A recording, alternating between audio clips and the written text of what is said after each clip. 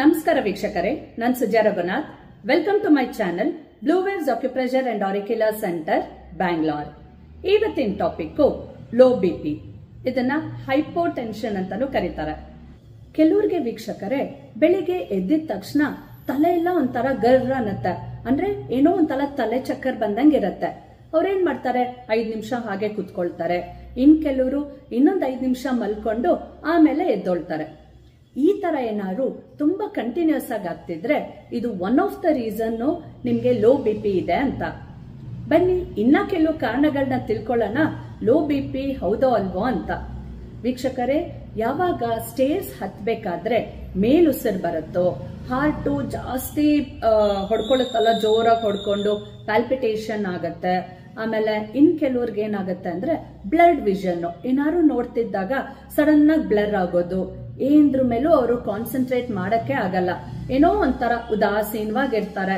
ದಿನ ಪೂರ್ತಿ ಒಂಥರ ಟಯರ್ಡ್, ಯಾವಾಗ ನೋಡಿದ್ರು ರೆಸ್ಟ್ ತಗೋಬೇಕು, ನಂಗೆ ಏನೋ ಸುಸ್ತಾಗ್ತಿದೆ, ಬಾಡಿಲಿ ಎನರ್ಜಿನೇ ಇರೋದಿಲ್ಲ. ಸೊ ಈ ತರದೆಲ್ಲ ಏನಾದ್ರು ಸಿಂಪ್ಟಮ್ಸ್ ಇದ್ರೆ ಫಸ್ಟ್ ನೀವು ಬಿಪಿ ಚೆಕ್ ಮಾಡಿಸಿ, ಮೋಸ್ಟ್ಲಿ ಲೋ ಬಿಪಿ ಇರ್ಬೋದು ಅಂತ. ಈಗ ನಾರ್ಮಲ್ ಆಗಿ ನಾವು ನೋಡಿದ್ರೆ ವೀಕ್ಷಕರೇ 120/80 ಜನರಲ್ ಆಗಿ ಎಲ್ಲರಿಗೂ ಇರತ್ತೆ. ಇದಕ್ಕಿಂತ ಜಾಸ್ತಿ ಇದ್ರೆ ಇದನ್ನ ಹೈ ಬಿಪಿ ಅಂತಾರೆ. ಇದಕ್ಕಿಂತ ಕಮ್ಮಿ ಇದ್ರೆ ಅಂದ್ರೆ 90/60 ಏನಾದ್ರು ಇದ್ರೆ ಇದನ್ನ ಲೋ ಬಿಪಿ ಅಂತ ಡಿಕ್ಲೇರ್ ಮಾಡ್ತಾರೆ. ಇದು ಏಕಾಗತ್ತೆ ಅಂದ್ರೆ ಒಂದು ಮೇನು ಡಯಟ್.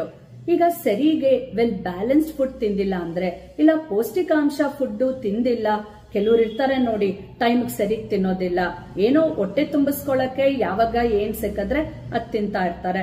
ಸೊ ಈ ತರ ಯಾವಾಗ ಬಾಡಿಗೆ ಸರಿಗೆ ನ್ಯೂಟ್ರಿಷನ್ ಸಿಕ್ಕಲ್ವೋ ಅವಾಗ ಏನಾಗುತ್ತೆ, ಬಾಡಿ ಒಂಥರ ವೀಕ್ ಆಗತ್ತೆ. ವೀಕ್ ಆದಾಗ ಎನರ್ಜಿ ಇರೋದಿಲ್ಲ. ಸೊ ಹಾರ್ಟ್ ಯಾವಾಗ ನಿಮ್ಗೆ ಪ್ರಾಪರ್ ಆಗಿ ಬ್ಲಡ್ ನ ಪಂಪ್ ಮಾಡಕ್ ಆಗಲ್ವೋ ಅವಾಗ ಏನಾಗುತ್ತೆ, ನಿಮ್ಗೆ ಬ್ರೈನ್ಗೆಲ್ಲ ಸರಿಗೆ ಆಕ್ಸಿಜನ್ ರೀಚ್ ಆಗಲ್ಲ. ಸೊ ಈ ತರ ಟೈಮಲ್ಲಿ ಏನಾಗುತ್ತೆ, ಆಕ್ಸಿಜನ್ ಬ್ರೈನ್ ಸಿಕ್ಕಿಲ್ಲ ಸರಿಗೆ ಅಂದ್ರೆ ನಿಮ್ಗೆ ಈ ಮೂರ್ಛೆ ಹೋಗೋದು, ಆಮೇಲೆ ಅನ್ಕಾನ್ಶಿಯಸ್ ಆಗೋದೆಲ್ಲ ಆಗ್ಬಿಡತ್ತೆ. ವೀಕ್ಷಕರೇ, ಇದನ್ನ ಜಾಸ್ತಿ ನಾವು ಈ ಪ್ರೆಗ್ನೆನ್ಸಿಲೂ ನೋಡ್ಬೋದು. ಯಾಕೆಂದ್ರೆ ಈ ಪ್ರೆಗ್ನೆಂಟ್ ಟೈಮಲ್ಲಿ ಬಿಪಿ ವೇರಿಯೇಷನ್ ತುಂಬಾ ಆಗ್ತಾ ಇರತ್ತೆ ಅಂತವರಲ್ಲಿ. ಆಮೇಲೆ ಡಯಾಬಿಟಿಸ್ ಇದ್ರೆ ಕೆಲವ್ರಿಗೆ ಈ ತರ ಲೋ ಬಿಪಿ ಆಗೋ ಚಾನ್ಸಸ್ ಇರುತ್ತೆ. ಇನ್ನೊಂದು ನಾನು ಹೇಳ್ದಂಗೆ ನ್ಯೂಟ್ರಿಷನ್ ಫುಡ್ ಯಾರು ತಗೊಳ್ಳಲ್ವೋ ಅವ್ರ ಫುಡ್ ಹ್ಯಾಬಿಟ್ಸ್ ಇಂದ ಕೂಡ ಬಿಪಿಲಿ ಫ್ಲಕ್ಚುಯೇಟ್ ಕಾಣಿಸ್ಕೊಳ್ಳುತ್ತೆ. ಕೆಲವು ಟೈಮು ಈ ಆಲ್ಕೋಹಾಲ್ ಕುಡಿಯೋದ್ರಿಂದ, ಆಮೇಲೆ ಯಾರಿಗೆ ವೈಟಮಿನ್ B12 ಡಿಫಿಷಿಯನ್ಸಿ ಇದೆಯೋ ಅವ್ರಿಗೂ ಕೂಡ ಈ ತರ ಆಗೋ ಚಾನ್ಸಸ್ ಇರುತ್ತೆ. ಮತ್ತೆ ಮೇನ್ ಆಗಿ ನೀವು ಥೈರಾಯ್ಡ್ ಲೆವೆಲ್ಸ್ ಚೆಕ್ ಮಾಡಬೇಕು. ಸಪೋಸ್ ಹೈಪೋಥೈರಾಯ್ಡಿಸಮ್ ಇದ್ರೆ ಅವ್ರಿಗೂ ಕೂಡ ಒನ್ ಆಫ್ ದ ರೀಸನ್ ಈ ಲೋ ಬಿಪಿ ಆಗೋದಕ್ಕೆ. ವೀಕ್ಷಕರೇ ಬನ್ನಿ, ಇವಾಗ ನಾವು ಇದಕ್ಕೆ ಯಾವ ಪಾಯಿಂಟ್ ಹಾಕೋಬೇಕು ಅಂತ ತಿಳ್ಕೊಳ್ಳೋಣ. ಇಲ್ಲಿ 2 ಪಾಯಿಂಟ್ಸ್ ಇದೆ.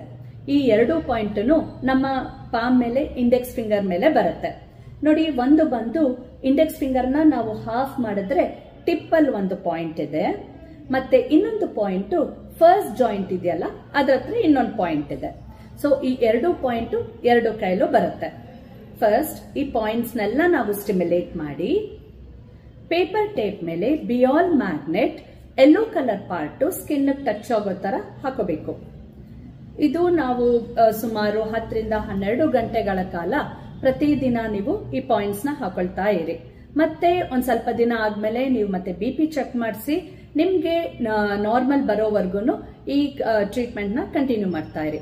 ಮತ್ತೆ ನಾನು ಹೇಳ್ದಂಗೆ ವೆರಿ ಇಂಪಾರ್ಟೆಂಟ್, ನೀವು ಬ್ಯಾಲೆನ್ಸ್ ಡಯಟ್ ಮತ್ತೆ ಪೌಷ್ಟಿಕಾಂಶ ನ್ಯೂಟ್ರಿಷಿಯಸ್ ಫುಡ್ ನ ತಗೊಳ್ಳೇಬೇಕು ನೀವು.